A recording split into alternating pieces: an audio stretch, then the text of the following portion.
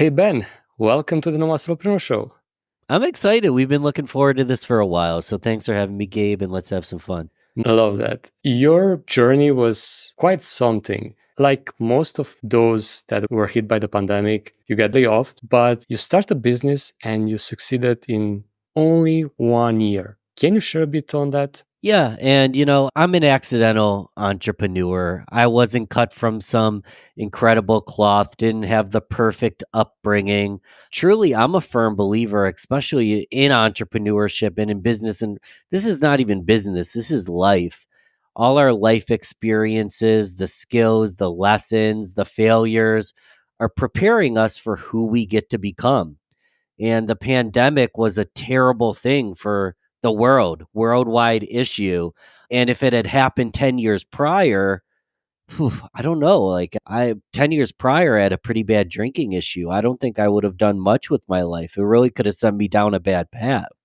But I had been reading personal growth and business books. I was a sales executive for a company and I was excited and kind of thought I was living the best life, but transparently, I was self prescribing a Xanax every Monday morning to get through these meetings because I really wasn't happy in my role. And all the skills I had picked up from working in the music industry to podcasting in the music industry to guerrilla marketing, handing out flyers at a young age, to working in a more corporate position for a marketing company prepared me for when that pandemic hit.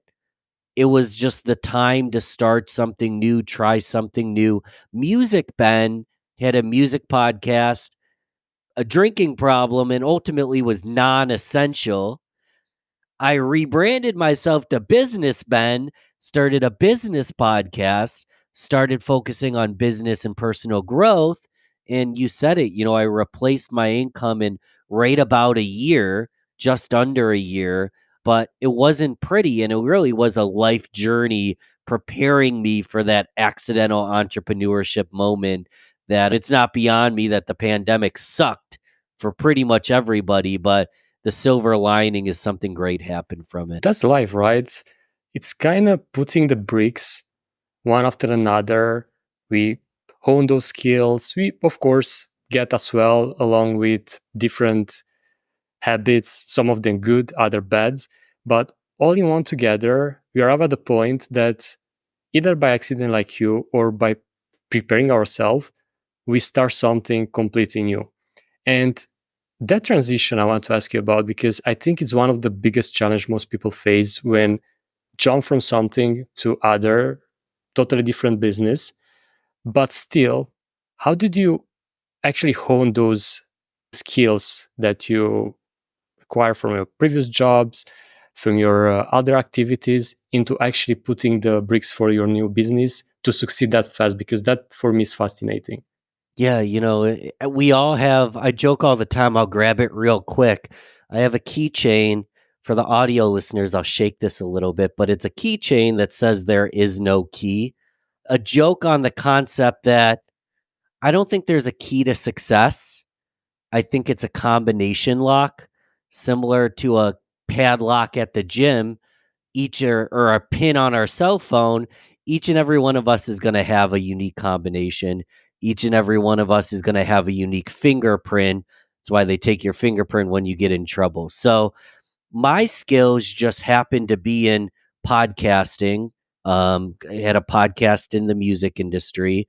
I had a sales background, a marketing background, and really just like a personal growth background coming from a place of lack, having kind of a rough childhood and getting into habits and personal growth to try to be better.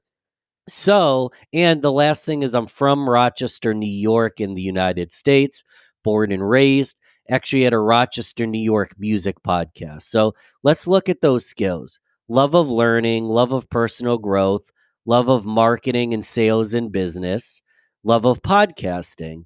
So my combination lock was starting a Rochester, New York, my hometown, business podcast for business owners. Now, there's a lot at play here.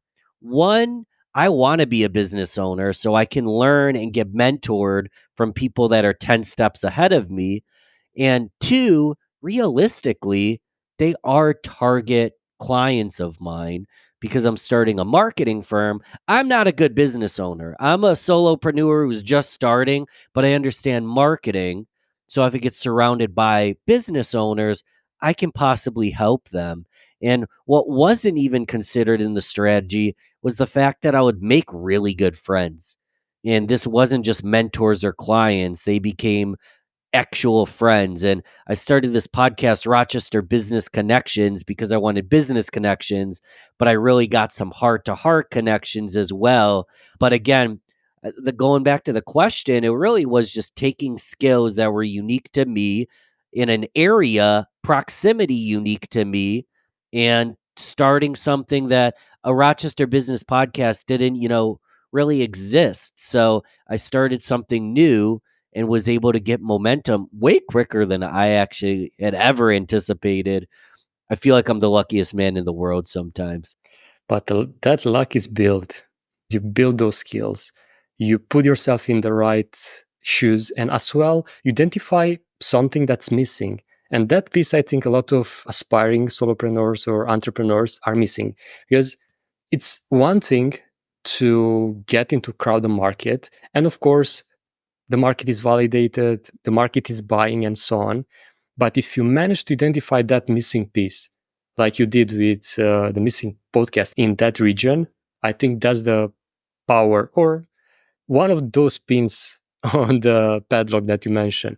And after you did that and you start building those relationships and those connections, friends, and so on, I want to ask you, how did you do it? Because often people look at possible clients, they only see a sack of money that is walking around rather than human beings that are there as well for human connection. How did you went about that? Yeah, and that's a problem. And looking back at what you started with, I'm imagining a Venn diagram of something I'm really passionate about, love to do, would do for free, and something that the market wants. And then the middle of the two is the sweet spot. If you're just now, there's caveats because some people are narcissistic and will do anything for money. But if you're just in it for money, and if you're not going to enjoy the day to day work, the day to day interactions, the day to day conversations, I'd take less money to just live a prosperous, enjoyable life. So if you can find the balance between the two. So yeah, you want to find something that the market needs, but you need to find something that you're actually going to enjoy doing. It doesn't have to be a podcast, but I'm like kind of an introverted guy for the most part. And I liked that it was on Zoom, same environment, same microphone, reaching anybody in the world. So I could go in one way that Ben thrives is getting deep in the nitty gritty in conversation. Like a crowded bar with lots of small talk and hellos, I kind of shrivel up and I'm not the life of the party. But if you sit me down and we can talk for an hour, I'll talk to you for days. So it was finding an environment that I was comfortable in with, podcasting and marketing, podcasting being a free educational tool, marketing being a service I could ask, things that people need. And then when you have those two aspects, stuff that people want, stuff you're good at, it's easy to build relationships. It's not always easy to generate income overnight, but it's easy to stick to the hard work required to generate the income because I get in trouble. I've been working, I put this in quotes, less, way less this year than the prior three. But my girlfriend always gives me a hard time. I work too much. But what she doesn't completely understand is to me, it's not even work. Like I really enjoy what I do. And I think that if there is a key, that's the key. Find stuff you enjoy doing that people need and long time horizon. You got to be patient with it because it doesn't happen overnight. Absolutely. And I love that adaptation since I can relate a lot. And man, that consistency because you love what you do, because you cannot be consistent into something that you hate. And personally, I found that on my skin by trying to do something that I didn't enjoy. And speaking of that, a lot of people are being trapped into doing things that they don't actually love doing. When do you realize those moments, like you did in your previous job? When did you really realize that I'm not enjoying this? Something is missing, something is off. There are any signs? I heard once that unintelligent people don't learn from mistakes. Intelligent people learn from mistakes, and the wisest people learn from other people's mistakes. Most of us learn from our mistakes, but the wisest people learn from other people's mistakes. And I wish that I was in that category at the time because I didn't have the self awareness. I can rationalize and spin anything if I'd like.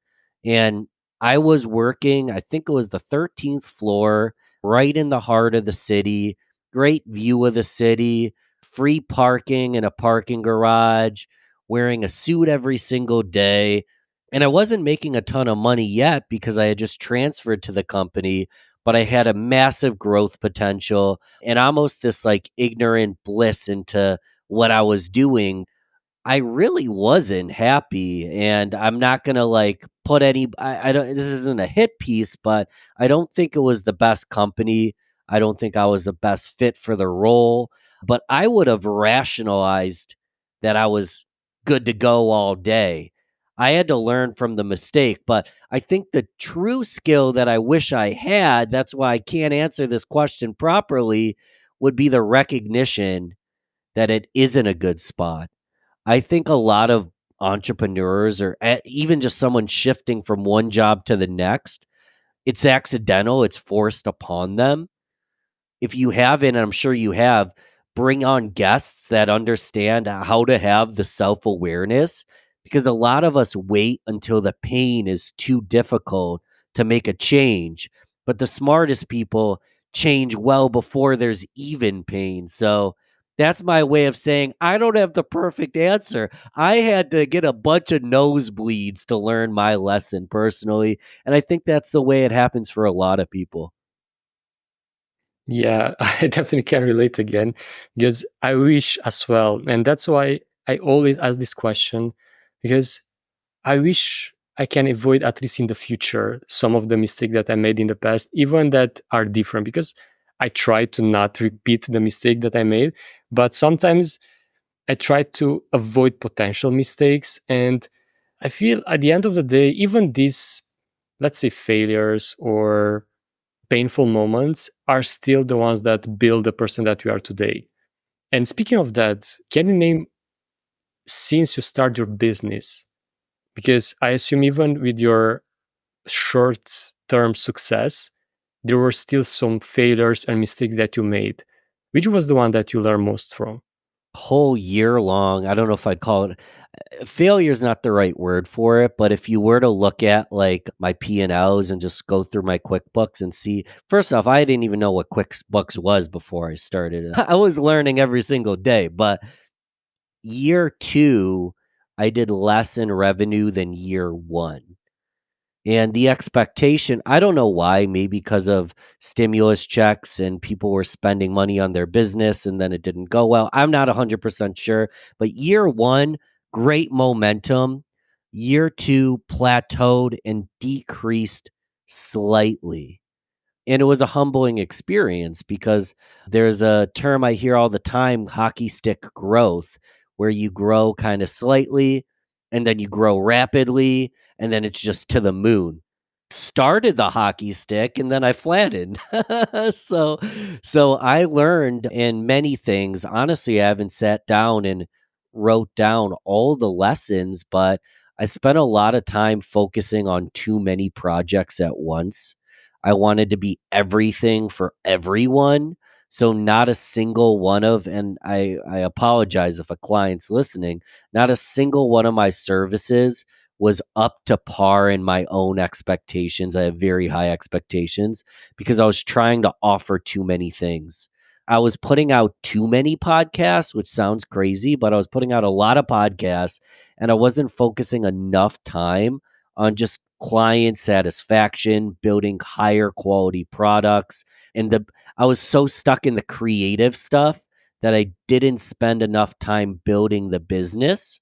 But I needed that year of misdirection, kind of juggling too many things to get clarity on where I was going to go. And we're in year 4. Year 3 was probably like a 40% increase from year 2. And then this year, I'm probably going to double what I just did. But again, year 2 was, so it was an entire year of learning lessons. It's impossible to tell you exactly what went down, but that's all part of being a solopreneur, that is learning something new. And we're going to have some failures, that's for sure. Absolutely. And this one that you mentioned is probably one of the most common ones. I don't know anyone that didn't try too many things altogether at some point. And what did you find out what to quit doing? You just look at the numbers, you look at the energy level that you put into it, or how did you manage to just cut out the things that distracted you from your goals? It's funny to answer this question because a mentor of mine, James Altucher, has a habit that I picked up many years ago where you write down 10 ideas a day. And the concept is just to be an idea machine, always be thinking, always be imagining. And I write down 10 ideas a day. And it's fantastic. The goal isn't to implement all 10, but if you have reoccurring thoughts and themes, it's like, ooh, like if something lingers for 6 months, maybe that's the idea. So I was writing down a lot of ideas, and I was young to entrepreneurship. And I was like, I'm going to implement quick. So I'd start a lot but not actually stick to much. And it ended up being a hindrance, all my energy and my ideas. So it literally was just taking a step back. And I spent, so podcasting, I have a podcast. I've been on a lot of podcasts. I spent 8 months planning a podcast guesting concierge where we book other people to be on podcasts. And it was, I built the systems idealistically, like I knew how to do it, but I didn't have the team members to make it possible. And transparently, I didn't want to recruit and bring all these people on the books. I didn't want to build the team required to do what I had envisioned. So I was envisioning something that was, maybe I'll do it later, but I was envisioning something that wasn't going to happen unless I completely pivoted on what I was doing in my career. So it was a great thought experiment. I don't think it was a waste of time, but again, I kind of wish that I had kind of stepped away from that idea quicker. I wish I had better answers because everyone wants a perfect answer, but I feel like I couldn't realize that it wasn't the best idea for what I wanted until I went and I tried it and had that aha moment. Hilariously, I was actually in a breathwork session doing holotropic breathing, and it just came to me out of the cosmos or whatever that I don't have the time, energy, or team to do this. So what's the point in being in La La Land if it's not possible today? So I hope that answered your question. But like the combination lock, some people are going to be able to sit down, do a little decompression, journal, and find the answers quickly. Other people, they might have to learn from failure and they'll run in the wrong direction. But eventually, if you're running in the wrong direction, you get kind of tired and you're like, hey, maybe I'd turn back. I think that there's a big misconception that quitting is failure. Sometimes we have to quit. We can't do everything perfectly. But if we can do a couple things top of class, we have a business for life. So I hope that answers your Yeah, question. I kind of went on a tangent there. yes. Yes, and I love this because this is how we are. We are humans. We don't have a perfect answer. We don't have a perfect formula to, I don't know, to choose what to do. And I'm the kind of person that actually write down options like, all right, I feel overwhelmed now, I'm doing too many things, what I can cut out. And at the end of the day, I still go next day and still do the things that I wrote on paper I should not be doing right now. Because there's not perfect route to the answer or whatever. And I hope that everyone that is listening right now or watching to think about them in a nice way, because we will do mistakes. We'll act differently than the playbook or whatever. And that's completely normal. We'll learn from it and we'll move on. And you mentioned there's something that caught my attention: mentors. And I'm a firm believer that with the right guidance, you can achieve almost anything, not only in business, but in life as well. At what stage in your entrepreneurial journey you start asking for help? Zero. Wow. It's the first thing that needs to happen. Some people might be cut by a different cloth, or maybe they're coming from a complex C-suite role and they under they understand the fundamentals really well. But I didn't have an accounting background. I didn't really have I did a lot of sales and marketing, but I was more on the retention. I was less on retention. I was more on bringing in business, presenting products, but I wasn't in the long-term retention business. So I didn't understand, customer experience quite as well as I could have. I didn't understand, like I said, accounting quite as well as I could have. I didn't know what a profit and loss, a P&L statement was. Now, I started a podcast. That was my version of asking for help. But surrounding yourself with people that know something you don't in lots of different categories is the most. I don't think anything's exact but this. If you surround yourself with people that know what you're trying to do, they can show you how to do it. So find your board of directors and then kick butt. I apologize. I'm losing my voice. I'm getting over a cold. But at the end of the day, you find your board of directors. That is the stage zero. And you don't have to tell them they're your board of directors, but you just start searching for those people you need. Yeah, that's powerful advice, especially because we cannot, at any stage in our business, know everything. And especially at the beginning, like we're clueless. We don't know, apart from the skills that we hone over the years, we don't know how to run a business if you're just starting. So having those board of director, like you mentioned, it's, oh my God, heaven sent. Personally, I'm in mastermind groups that act like that. And that feedback, that powerful advice of others' perspective, because we just see as much as we can from our own small box. And those outside perspective will always help. And speaking of podcasts, I know that you have a network of podcasts right now. You went from starting one podcast to how many? Five, I think, right now. Technically, there's 6 or 7, but we don't produce episodes weekly for all of them. So it sounds a little cooler than it is, but there's like 7 different segments now.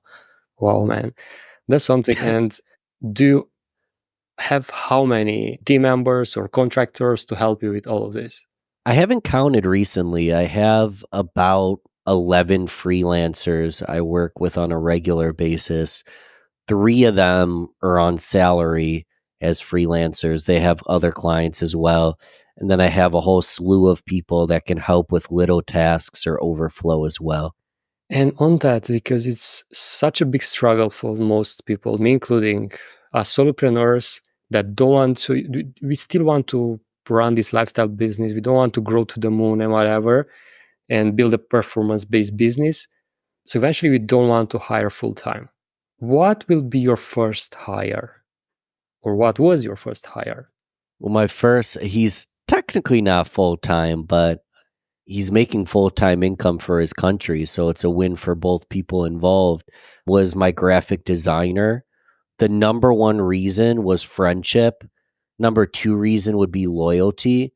We became friends and he was loyal to the business and he was working for a pretty nominal fee originally.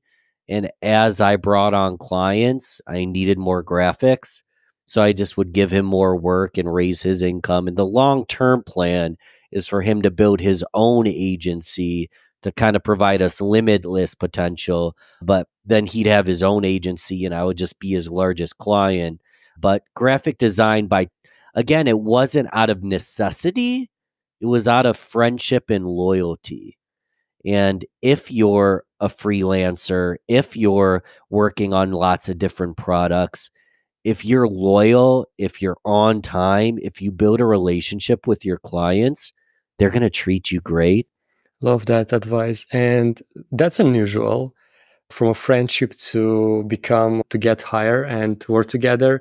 But that indeed, that partnerships can be built through a friendship. It's unmatched. And when it comes to getting others on board, how you go about it? You use freelancing platforms, word of mouth, asking around, or how do you get the right people to help? It's a really simple process. There's lots of freelancing platforms. We'll just use Fiverr as an example because there's a lot of talent on there and a lot of cheap talent. I won't get into every little detail. Like I hire people in specific regions for specific, we can go as deep as you want. But the short version is I'll hire, depending on the task, 3 to 5 people to do the exact same job. I'll give 3 to 5 people to do the exact same job, knowing that I'm going to eat some of the cost of investing in recruiting someone I want to work with because I'll only get one product that I actually keep. But 3 to 5 people get the same instructions for the same job, and I won't treat them any different than one another. They can, I don't, the instructions aren't super detailed. It's, do they ask questions? What kind of questions do they ask? What's the communication process? Is there too much of a language barrier? What's their first product look like? Without me ever, they don't even know me. What does their first product look like before I've ever trained them on what I want? Because for all I know, they're way better than what I want, anyways. So, what's the first product look like? Then I provide feedback. Then, what does the revision look like? And in that process, and then another thing that needs to be considered, it's not the number one consideration, but what are they charging? So, in that process, it's who does the best work for the most affordable cost that I enjoy working with the most. And out of 3 out of 5 people, I always find someone that I can continue to give projects to.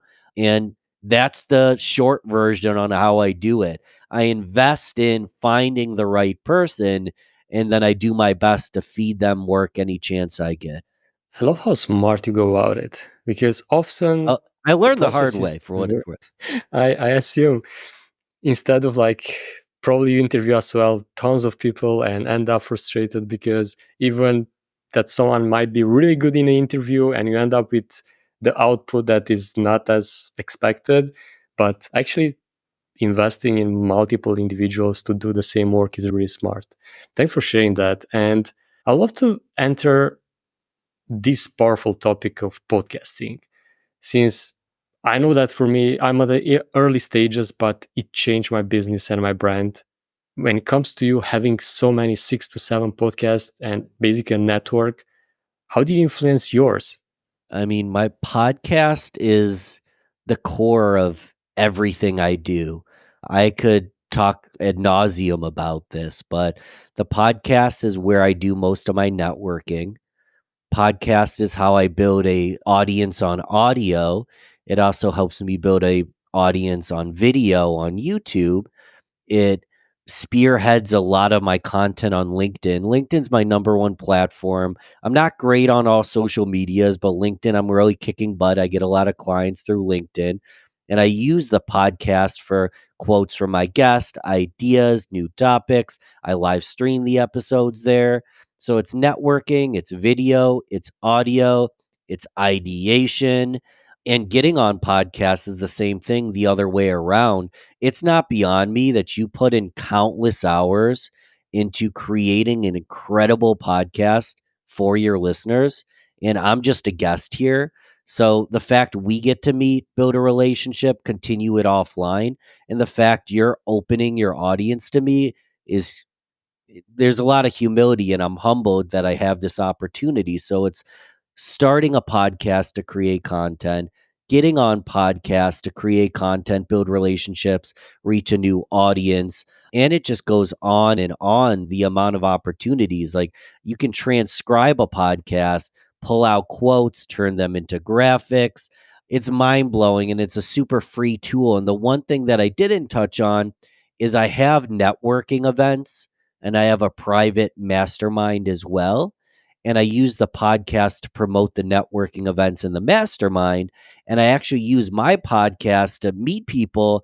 And some of the best guests that I have, they've already been vetted. I had a podcast with them.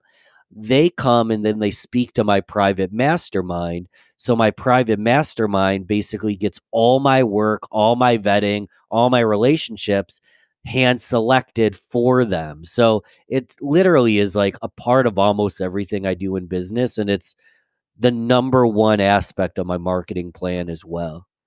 Love it. And even so, I know all these details and the benefits of it. I know that you literally just scratched the surface because Yeah. it's I just thought of unbelievable. a few things. I apologize. I Exactly. literally just thought of a few things. Yeah, Please that's the go thing, ahead. right? Like, that's the power. That's the power of the podcast. And a lot of those listening, they probably think, oh, but was that so big? And it's just audio. No, it's look at us. It's video too. And like Ben mentioned, you can distribute that in various platforms, but the true power of it is the connection that you build through it. Like to be able to interview thought leaders and people that you look up to, or being interviewed and exposed to other audiences that you otherwise cannot reach. Let's just think about the era before the podcast. It was just television, radio, and so on. And that was mass media. This is mass media right now for us, amplifying our personal brands. And speaking of that, did your personal brand took off thanks to the podcast only, or you do other things that on the side to make it grow? It basically took off because of the podcast. So to answer both questions, it really was the podcast. But I got on LinkedIn. I started again a Rochester, New York based podcast. And I went to State University, New York, Brockport for college or for university. And I reached out to alumni from my university. So, hey, I see you went to SUNY Brockport as well. Congrats on business ownership and making it big time. I'm starting a Rochester, New York based podcast for business owners like yourself. I thought you'd be a good fit if you'd be open to it.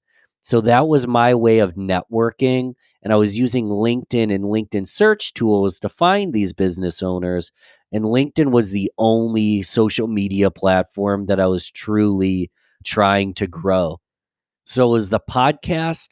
So the people is what made it possible. It was finding the board of directors, the mentors. It was the podcast that created the bridge between me and the people. So I couldn't have reached them without it. Doesn't have to be a podcast, could be a blog, could be events, could be anything. But the podcast created a bridge between me and the people I wanted to meet. And then LinkedIn was the platform that made that conversation possible because I had a great opportunity just to click connect and send a nice personalized connection request and get attached to these people. And I guess the last aspect that you can overlook was it was the pandemic. So everybody had just downloaded Zoom, so Zoom was the way that I met them. So it was the podcast creating a bridge. Zoom's how we met. LinkedIn's how we reached them. But it was because I had a niche, made it easier and really just sexy for them to say yes because I was building an audience that was related to the people I was reaching out to. So if you were to look at the framework, those are the main pieces. And speaking of frameworks and applying in other businesses, how do you specifically help your clients? It depends on what category. The core of everything I do is getting the knowledge, the wisdom, the ideas from the people who have it to the people who need it. So the podcast is not necessarily helping clients, it's just helping the world by providing free information and insights from people way smarter than me and really trying to build a community. The mastermind is more hands on, like we're your board of directors. We do networking and accountability. We bring in mentors that put on workshops exclusive to that group.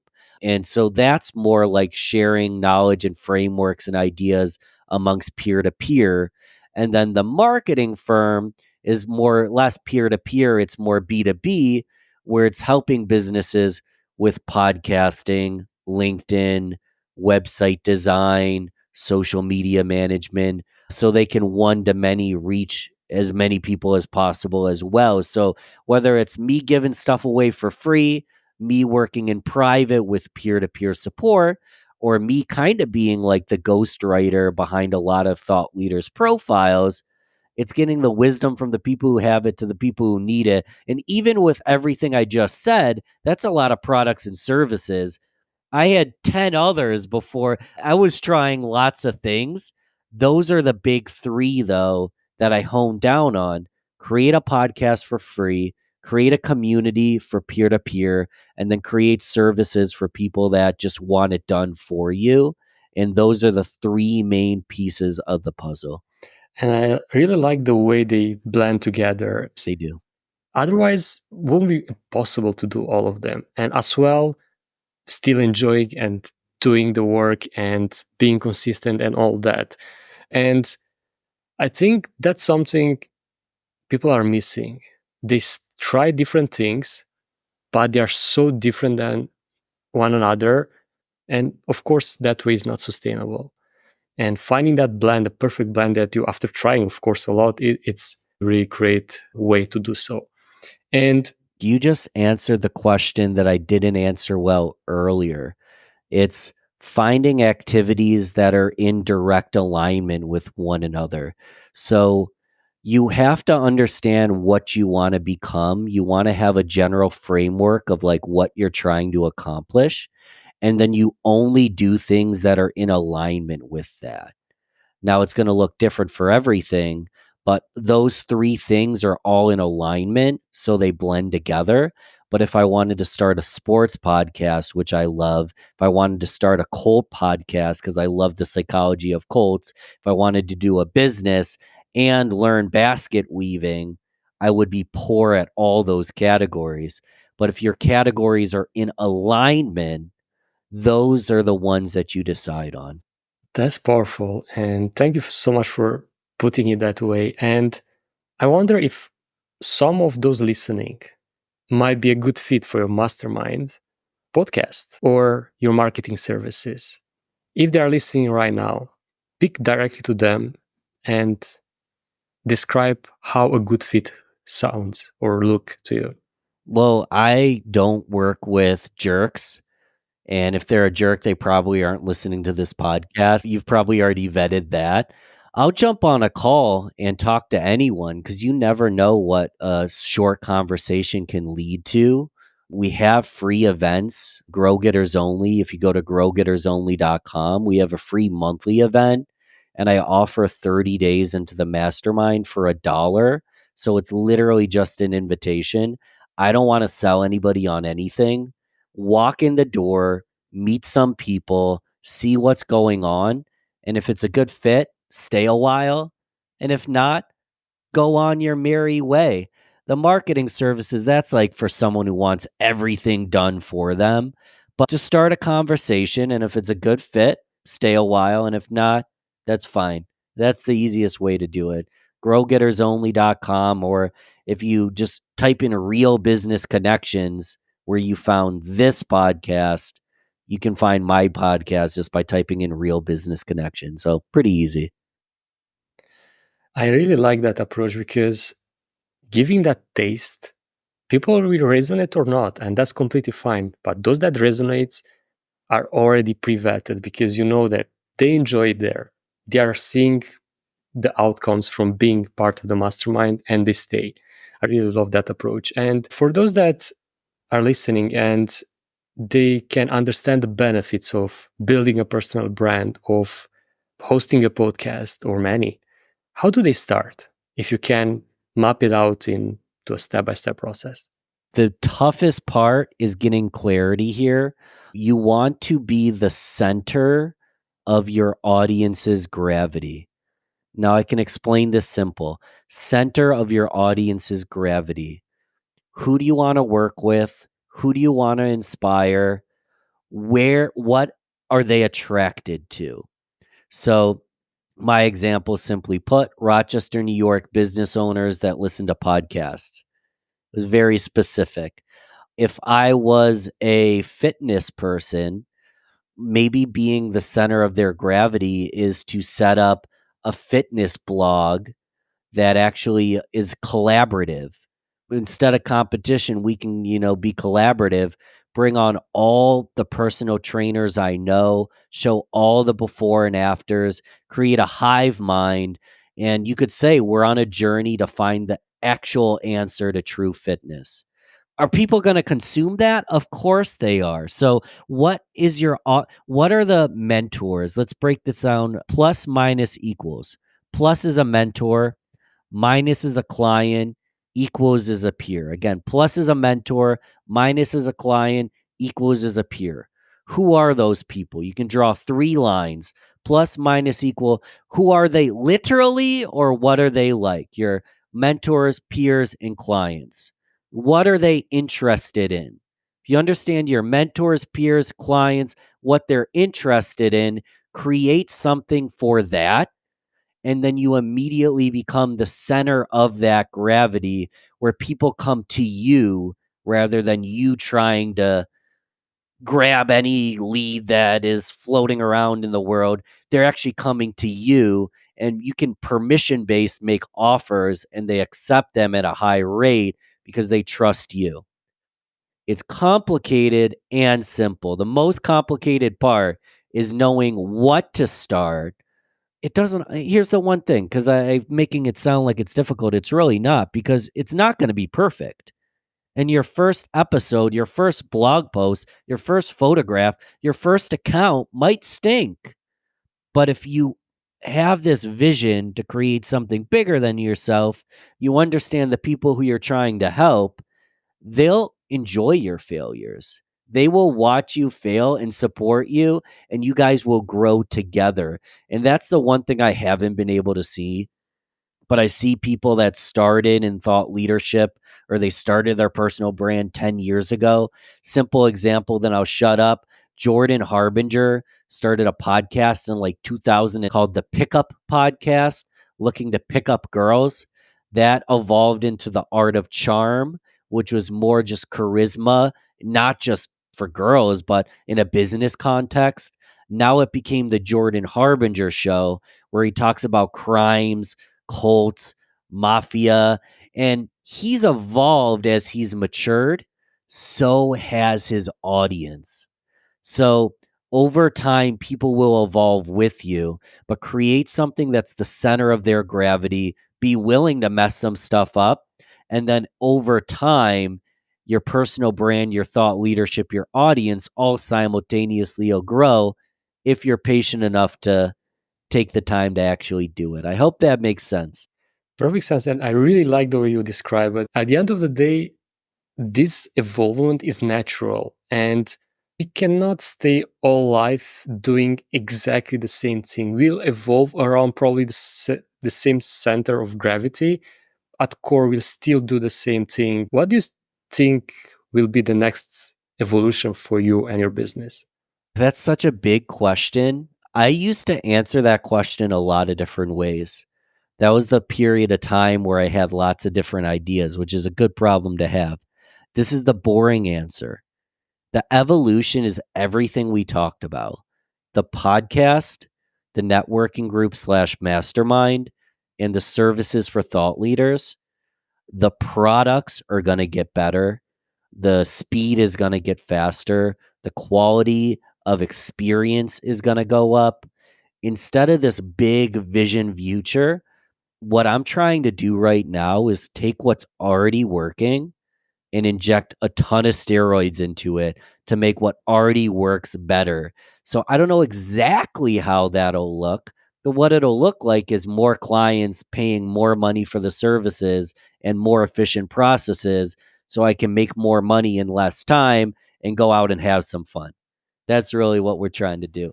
I love that. And especially the thing that you mentioned, that you take what's already working and do the same thing by just doing that again and again, rather than, oh, let's add that and that and that, and everything collapse. And apart from Grow Getters, in what other places, and of course, LinkedIn, people can get in touch with you? Yeah, I mean, I'm sure there's show notes with a couple links. If you aren't scrolling through show notes, they take some time. So check out the show notes. I always like to say subscribe. If you haven't subscribed to this show, subscribe. Do that right now. It's quicker to just do it than to think about it. So by the time I'm talking, you can be subscribed. If you haven't left a review, just click 5 stars. If you want to type something in, that's bonus points. Like you mentioned, Grow Getters, real business connections can be found wherever you found this. So just type in the words real business connections. And if I failed you, you can Google it. I promise it'll come up. And that's the one best thing to do. Show some love for your host because this is impossible without him. And if you want to find me, just type in the words real business connections. Sounds spelled exactly how it sounds. Easy peasy. Sounds great. And thank you so much for the love, man. I really enjoyed discussing with you today and sharing all these ideas. But I want to wrap up with a challenge for those listening. As a tradition to this show, we want them to take one piece of advice or action point to apply next week. In your case, what do you suggest them to do in order to start growing their personal brand? Yeah, easiest. We talked about it already, so I'll just reiterate.